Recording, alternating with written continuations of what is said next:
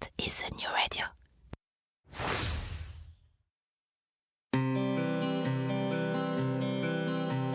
Cela fait partie des choses qu'on n'explique pas. Bien que n'y ayant le plus souvent jamais mis le moindre pied, le Québec nous attire. Et peut-être que c'est votre cas. Peut-être même que, comme des milliers de Français chaque année, vous envisagez sérieusement d'aller y poser vos valises pour quelques mois, pour quelques années, pour toujours, qui sait. Mais si en avoir envie est la condition première pour réussir votre expatriation, c'est aussi, et de loin, la plus facile. Quelles études, quel travail, quelle région, quelles écoles, quelle durée, quid de la santé, quid de ma retraite, quels seront vos droits, mais aussi quels seront vos devoirs. Et au-dessus de toutes ces questions règne la question fil rouge de tout immigré au Québec. Comment obtenir le permis de séjour dont j'ai besoin? Et puis d'abord, lequel est-ce? Au fur et à mesure de votre projet, d'innombrables questions, des doutes, mais aussi des grandes joies et de belles espérances vont vous submerger. Alors, à l'image de ce que Christelle Colling et ses équipes font au quotidien au sein de l'organisme, ce podcast est justement là pour vous aider, pour vous guider, pour vous informer, parce qu'ensemble, on partage le même objectif, Objectif Québec.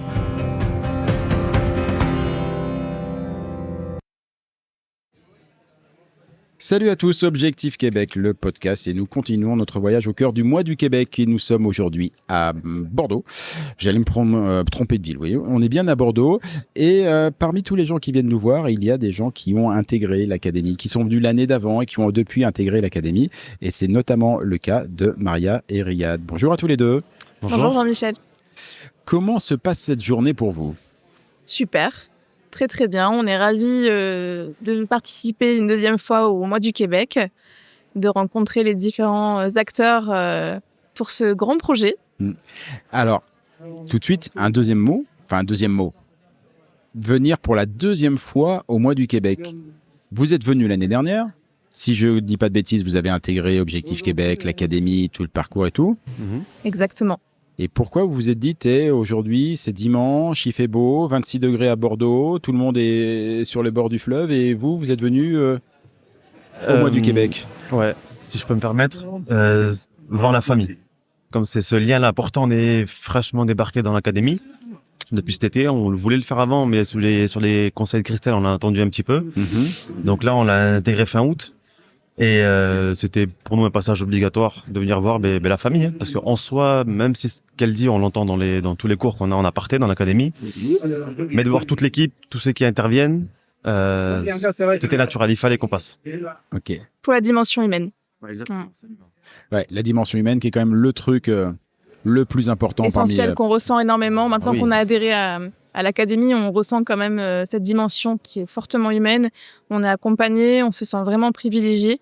Et je pense que c'est pour cette raison-là aussi qu'on a eu l'intérêt de venir aujourd'hui pour rencontrer les différents interlocuteurs avec qui on est en lien. Parce ce qui est étonnant, c'est quand on voit tout le monde tout le monde qu'elle a accompagné, qu'elle accompagne encore, on a quand même l'impression, quand on est dans l'académie, qu'on échange avec Christelle Colling ou Costanzo ou les autres membres de l'équipe, qu'on est seul. Là, c'est quand même particulier, dans le bon sens du terme. C'est que j'ai l'impression qu'on est vraiment seul, on a un cabinet que pour nous, alors que non, il y a plein de familles, des milliers de familles qui sont ici, comme nous, qui sont déjà sur le territoire québécois. Et malgré ça, on sent que c'est vraiment ciblé et que on n'est pas un numéro, c'est pas de l'usine. Bon, ça leur fera plaisir, parce que je pense que c'est un petit peu l'idée qu'il y a derrière. Ouais. Au moment où on enregistre ce podcast, on est le... On doit être le 12 octobre. Ouais, je m'y perds à force. La tournée, c'est usant, mine de rien. On est le 12 octobre. Vous avez intégré l'académie au mois d'août. Exactement. Ouais, fin août. Vous êtes donc dans les tout premiers pas sur l'académie. Je suis curieux d'avoir un petit peu votre impression, votre ressenti. Ouais. Parce que je sais que c'est beaucoup de contenu, beaucoup de choses à faire et tout. Quand vous découvrez tout ça et que vous rentrez dans l'académie, c'est quoi vos premiers pas, votre premier feeling? Notre premier ressenti? Ouais. Alors, premier ressenti, moi je trouve que c'est super parce qu'on a une structure. On a une structure pour notre projet qui nous permet de nous accompagner dans chaque tâche. Ça nous permet de pouvoir aussi comprendre que le changement, il est maintenant. Il va pas être une fois qu'on arrive au Québec. Il faut déjà travailler sur soi, il faut déjà travailler sa posture, comprendre mais finalement qu'on n'est pas français, on n'est pas comment dire, il faut garder sa culture, c'est important, mais il faut apprendre à s'adapter à la culture québécoise et à travailler sur soi. Et ça, c'est la première des choses. Et je trouve que je m'attendais pas à ça avec l'académie, mais en adhérant sur l'académie, je m'attendais forcément à avoir des informations et des outils sur l'immigration, trouver la meilleure stratégie, être accompagné là-dessus. Mais par contre, ce que j'attendais pas, c'est d'être accompagné sur tout ce travail sur soi. Et ça, je trouve ça incroyable parce que finalement, on fait le lien en se disant, mais oui, si je change pas maintenant, si j'apprends pas à découvrir comment je dois travailler, comment je dois changer aussi, je n'y arriverai pas là-bas, même si j'ai toute ma stratégie en place d'immigration. Si j'arrive pas à comprendre comment changer, je peux me planter et finalement, j'aurais fait tous ces efforts pour pas grand-chose, finalement. Je te rejoins. Et encore, je vais pas faire le philosophe, mais pour partir plus loin, alors oui, on traverse l'Atlantique, on traverse un océan, mais je me suis rendu compte, comme on disait, alors on savait qu'il fallait des projets, plein de choses. On a déjà eu Nadia Barou cette semaine, là, mardi, on a eu notre rendez-vous, le premier. D'accord. Mais en fait, le réel voyage, c'est pas celui de traverser l'Atlantique, c'est de se retrouver soi-même. Et c'est là où ça fait pas presque peur, hein, je mets bien des guillemets, c'est qu'elle arrive à rentrer en nous et de nous dire c'est bien de traverser l'océan, mais la vraie personne à voyager à travers, c'est nous. Qui on va être, enfin moi c'est Riyad, qui je vais être là-bas une fois sur le territoire québécois. Je serai certainement, j'espère pas le même qu'ici, mieux, la version 2.0. Ouais. Mais le vrai voyage, je pense, c'est celui-là. Et c'est là où elle tape dedans, là où il faut. Elle tape sur le point qui fait tout changer. Vous vous répartissez la tâche comment actuellement au sein de l'académie? Vous faites tout ensemble, toutes les visios, tous les ateliers, ou il y en a un? Alors on fait des ateliers séparément. Enfin, on fait tout le travail, on le fait séparément, mais après on en discute après ensemble. Oui, on échange à chaque fois pour savoir où on en est, parce qu'on a les horaires décalés avec le boulot. Bien sûr. Mais sinon, on essaye à chaque fois elle ce qu'elle a eu, le topo, moi le mien, et on échange. Alors, on essaie de toujours, de base, on est comme ça, mais plus avec les cours qu'on a eu. On en discute beaucoup. Mais avec Valérie, avec tout ce qu'on a eu avec Valérie, toujours se questionner pour qu'il n'y ait pas de non-dit. Et qu'il n'y ait pas de je garde pour moi important. et arriver là-bas, ça explose. Non, on a nos 2 enfants encore avec nous, on peut pas se permettre, donc on essaie d'échanger au maximum. Non, oui, on discute beaucoup. Ils ont quel âge, les enfants? On a un petit garçon de 5 ans et une fille de 10 ans. D'accord, ok. Voilà. Ouais. C'est tout jeune tout ça encore. C'est tout jeune. Tout jeune. Mais ils participent avec nous, on leur a rien caché, ils sont plus que motivés. Dans 2 semaines. Dans 2 semaines, on part en voyage. Au Québec. Ah bien. Ouais, pendant 15 jours. Là, on a dessus. Donc ils sont plus que motivés maintenant. Travailler en famille. On les fait intervenir avec nous, on leur explique comment ça va être l'école et pas faire les mêmes erreurs que nous, parce que malgré tout, elle avait raison quand elle dit qu'on pensait que le Québec était une extension de la France. On a beau se dire non, mais c'est pas sincère. On le pense. Malheureusement. Et non, ils parlent pas français, ils parlent québécois. Ça ressemble à notre langue, mais c'est pas du français. Donc elle a une culture, c'est une nation.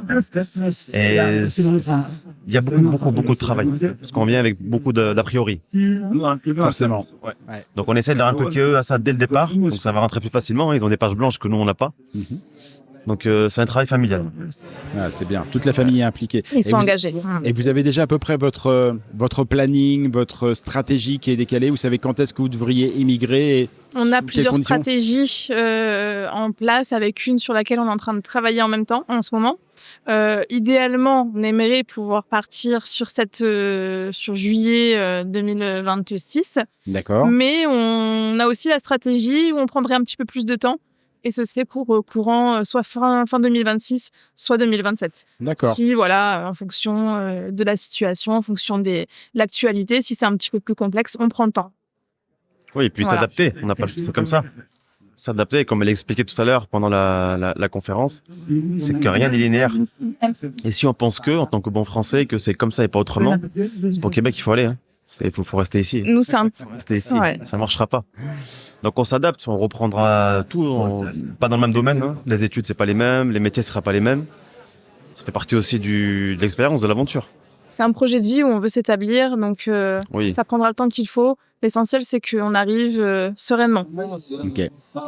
Vous avez écouté tout à l'heure la conférence de Christelle, j'imagine. Vous l'aviez écoutée l'année dernière. Oui. Ça vous a fait quoi de la réentendre? elle est toujours très intéressante, même après l'avoir réécoutée. Et elle tape vraiment sur les points essentiels pour l'immigration, sur la posture qu'on doit avoir face à ce projet.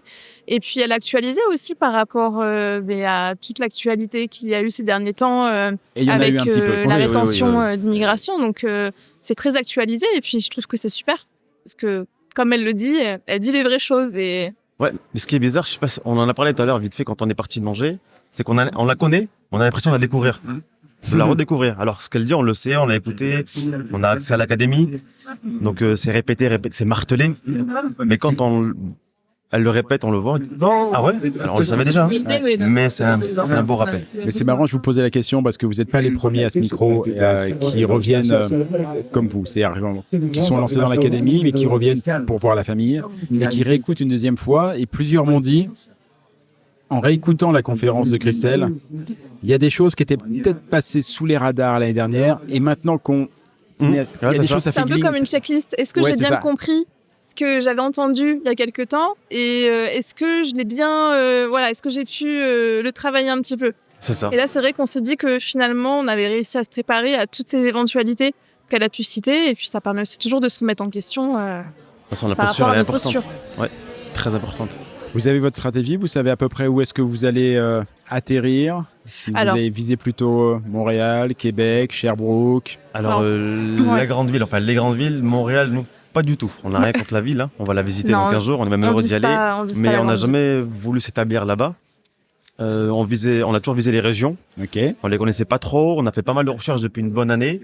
On en a en ligne de mire, si je peux me permettre. Donc il y avait la région du Saguenay, un petit peu la Gaspésie.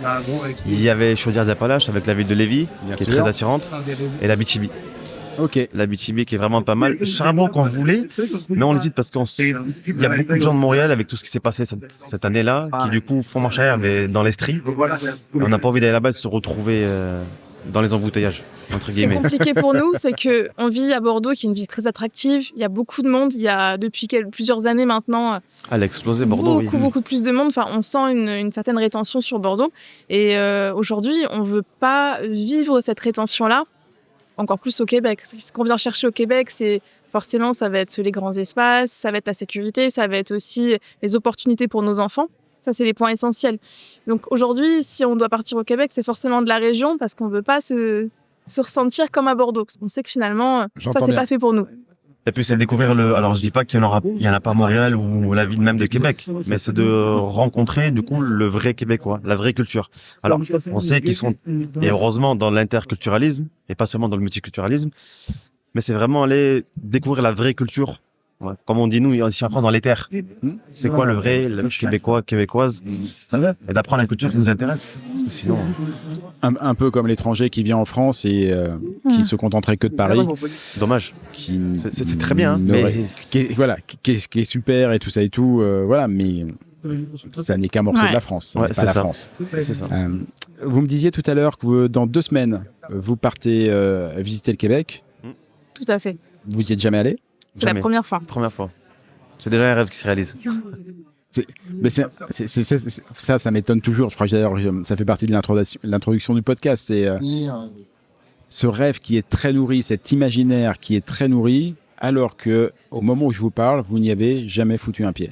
Mais on est tous pareils. Hein. Moi, c'était pareil. Il y a une attraction, une impression de famille. C'était le mot Riyad que tu as dit au tout début. Il y a aussi un mot de famille avec ça et tout. Donc, ce qui paraît, il va compter ce voyage dans 2 semaines. Ah oui. Puis on l'entend depuis très très longtemps. Petite anecdote, quand on s'est rencontrés il y a 13 ans, quand on s'est mariés, la seule chose que je lui ai imposée, je lui ai dit dans tous les cas, on s'aime, ok, il y a pas de souci. Mais moi je resterai pas en France, je la quitterai pour aller au Canada, au Québec. Donc c'est soit tu me suis. Oh la pression. Il y a 13 ans. Mais alors j'ai eu entre guillemets pas de chance. Non, je rigole. Elle a accepté. Elle m'a dit ça tombe bien. Moi aussi je veux partir. Riyad, ce podcast est enregistré. Elle pourra s'en resservir. Elle va le montrer à la famille, à tout le monde et tout ça. Faut pas dire des trucs comme ça. Mais j'ai eu la chance qu'elle a accepté et elle m'a dit ça tombe bien. Moi aussi. Je veux partir et le Canada m'a toujours attiré. Pourquoi? Je pense qu'on sait pas réellement. Comme beaucoup de gens, on sait pas. Il y en a qui diront que c'est spirituel, ça m'attire, les terres m'attirent. Il n'y a pas de mots. Il n'y a pas de mots. Je crois qu'il faut s'écouter à un moment donné. Eh ben, il y a un truc d'expérience que je peux vous dire, c'est que quand on y va, on sait pas pourquoi. Et une fois qu'on y a été, on sait pourquoi. Voilà. Donc dans 2 semaines, vous commencerez à savoir, et dans 1 an ou 2, vous serez pour de vrai. C'est tout ce que je vous souhaite. Ouais, Exactement. Merci, j'espère aussi. Merci beaucoup à tous les deux. Merci. Merci à vous. À très bientôt, bonne journée. À bientôt. Ciao.